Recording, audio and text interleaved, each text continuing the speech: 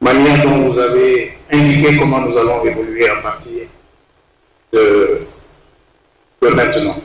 Parce que nous avons convenu hier, à l'ouverture de ce forum, que le temps des discours était révolu et que nous devrions commencer à agir. Et justement, avant cette cérémonie de clôture, le ministre d'État et moi-même avons décidé,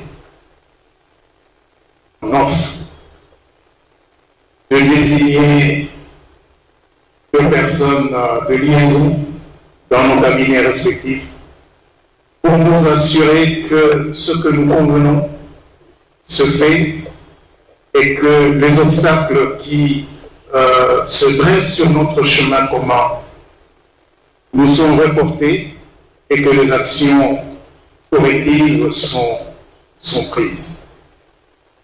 Et nous avons déjà échangé le nom de ces personnes de liaison. Et la première tâche, justement, de ces deux personnes de liaison, avec l'appui d'autres institutions qui ont préparé ce forum, ce sera de mettre en place le premier engagement qui vient d'être élu dans le communiqué final, la feuille de route. La feuille de route de Kinshasa.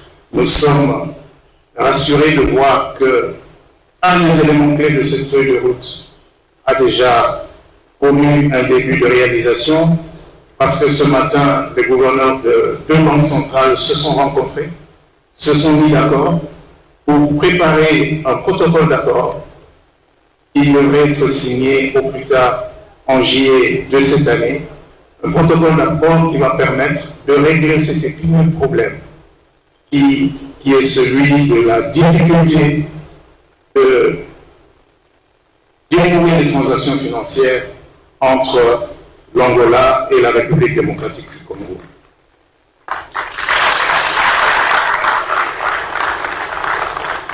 Deux États, deux peuples unis, près de 200 milliards de PIB combinés, mais à peine nous apportons aux alentours de 150 millions de dollars d'échanges officiels, alors qu'il y a près d'une soixantaine de points de transactions transfrontalières.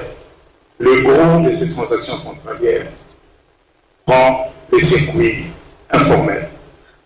Et c'est cela que nous voulons corriger, et c'est la raison pour laquelle les engagements qui viennent d'être lus dans le communiqué final, ces engagements vont être coulés sous la forme d'une feuille de route, et M. le ministre d'État et moi-même avons pris l'engagement d'assurer le suivi effectif de la mise en œuvre de cette feuille de route. Parce qu'effectivement, c'est en harmonisant nos politiques économiques, en facilitant la libre circulation des biens et services, c'est de cette manière-là que nous allons renforcer nos deux économies, afin que nous devenions, c'est notre destin, que nous devenions le moteur de développement de la sous-région. Le gouvernement de la République démocratique du Congo, sous l'impulsion du chef de l'État, son Excellence Félix-Antoine Tshisekedi Tshilombo, s'engage à poursuivre les réformes nécessaires pour améliorer le climat des affaires, protéger les investissements et réduire les barrières qui freinent encore notre élan commun. Nous avons souvent, dans nos échanges, indiqué qu'il n'est pas normal que, alors qu'il faut que 45 à 50 minutes pour aller de Luanda à Kinshasa, que nous nous visitions si peu et que nous ayons si peu de lignes aériennes, et que quand on est à Luanda, on pense peut-être d'abord au Brésil ou au Portugal, et que quand on est à Kinshasa, on pense d'abord à la Belgique ou à la Chine, alors que nous partageons près de 2600 km de frontières terrestres. Je crois que le moment est venu de passer de la parole à l'acte, et c'est le principal message que nous allons garder de ce troisième forum économique entre la République d'Angola et la République démocratique du Congo.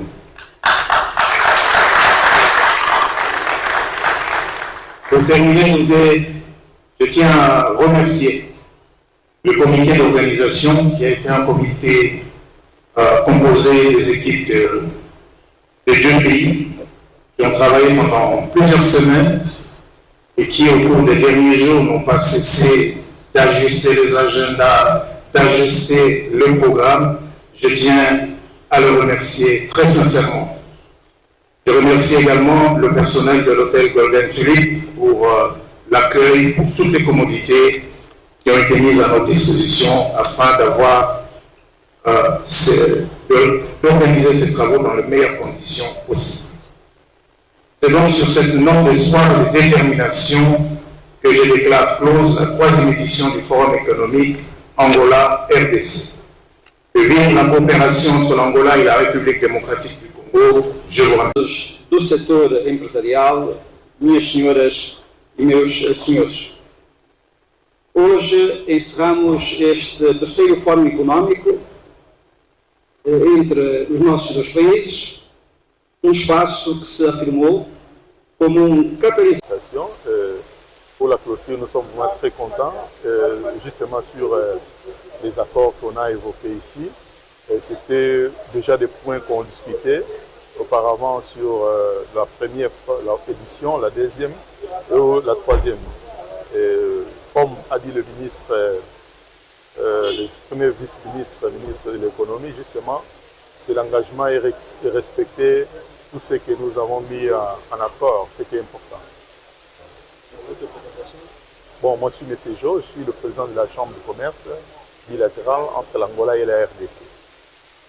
Merci. Okay. On avait pour but, entre autres, de pouvoir formaliser un ensemble de commerces qui existent entre l'Angola et la RDC. D'un autre côté, nous voulons aussi promouvoir les échanges entre nos deux nations et bien sûr, nous voulons aussi renforcer les liens historiques, économiques qui nous unissent. Donc, de ma part, je suis satisfait. Nous avons formulé des recommandations. Nous avons aujourd'hui les deux gouverneurs de banque centrale qui, en juin, vont signer des accords pour faciliter tout ce qui est système de paiement, etc. Donc oui, nous sortons un peu satisfaits de ce forum. Et bien sûr, nous voulons remercier non seulement son Excellence, le président Tshisekedi, mais aussi tout le peuple congolais qui nous a chaleureusement accueillis dans cette belle ville de ce beau pays. Alors, je m'appelle Gerold Antonio et je suis du Fonds souverain de l'Angola.